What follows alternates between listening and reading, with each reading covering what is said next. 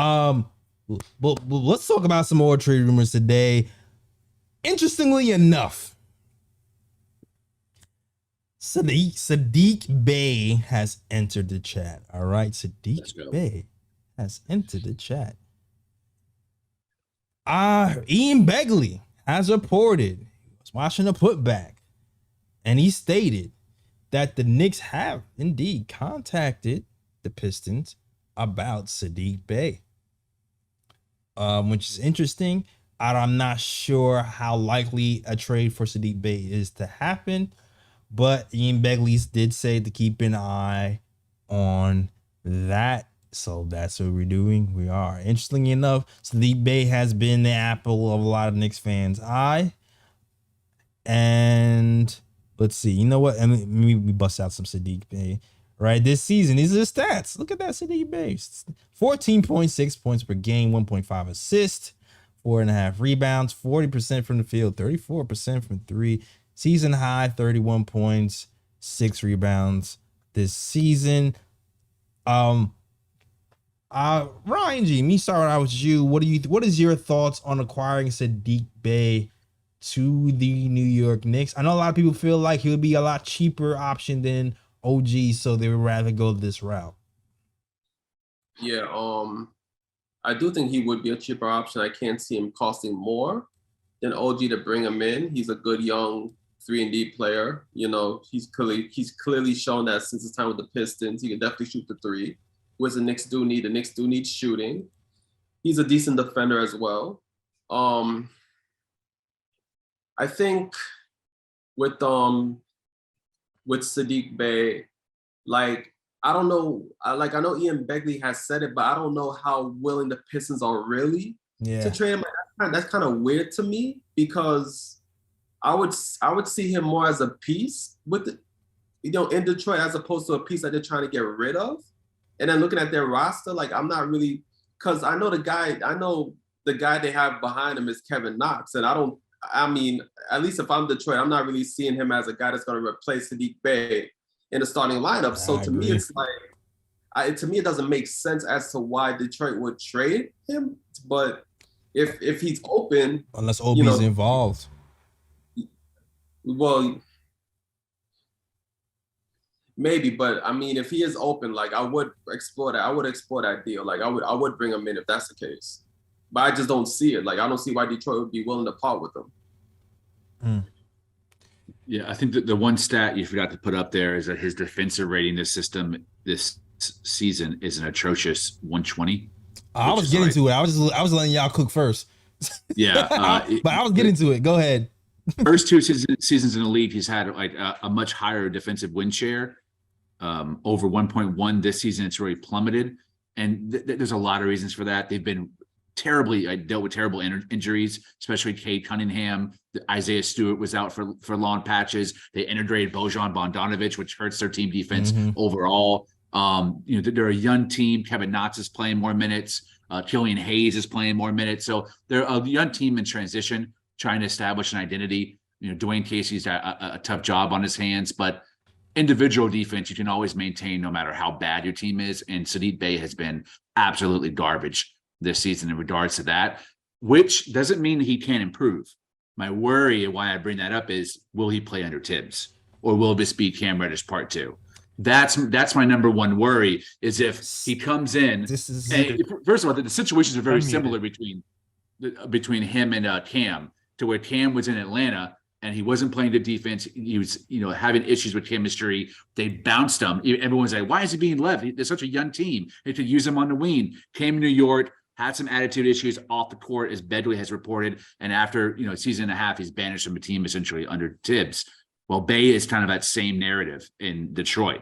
It's questionable why a team is getting rid of a young piece when they're already a young developing core. It doesn't make sense to get rid of him. He comes here, man, it could be another squandered asset all over again. And it's like, man, if I need one more reason to hate Tom Thibodeau, let's not squash another young player with major upside because he falters on D from time to time. So will he thrive in New York?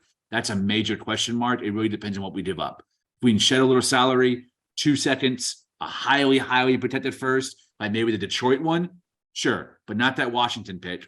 not the Milwaukee pick, certainly not the Dallas pick, and no Knicks picks. I would keep the return very minimal and very safe, just because you never know. Tibbs be tibbing. Tibbs be tibbing, really. Lee, I think we was 1-2 and we connected on that one because when I seen this rumor, I was like, why in the world would the front office do this, knowing what just happened and is what's still happening with Cam?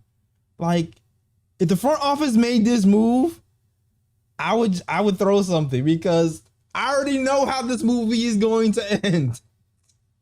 Like, you can't trade for a man who can't play defense under Tom Thibodeau at this level, especially if you're not shooting like 90% from the foul line, 40% from three, and shooting like a high clip field goal percentage on the offensive side, do not trade for no young player, because unless your offensive side is just so extravagant that it just covers for your lack of defense, Tom isn't going to play you.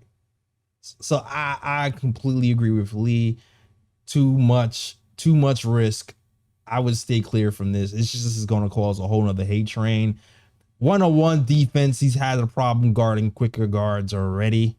So I feel like that being here is going to be an issue.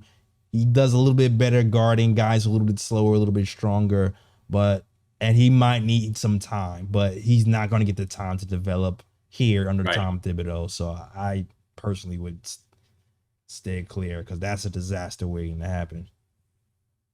I don't know. I disagree, honestly, because I think Detroit is just they're just a bad defensive team overall. Nobody really plays defense on Detroit, period. And even the season beforehand, I've seen him play better defense. I don't think he's a player that lacks on the defensive end.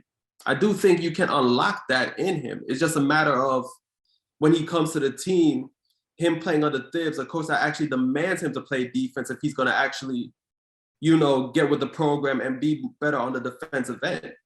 And sometimes I think it's the team you're on that, that pretty much, like, what am I trying to say? It's like the team you're on pretty much like determines how you play sometimes. Yeah. You know what I mean? So sometimes when you go to a better situation, you end up playing better. I don't think him and Cam's situation I don't think that it's the same at all, because in Atlanta, Cam was playing for a while, then he got benched, and that made him expendable. He actually gets playing time in Detroit.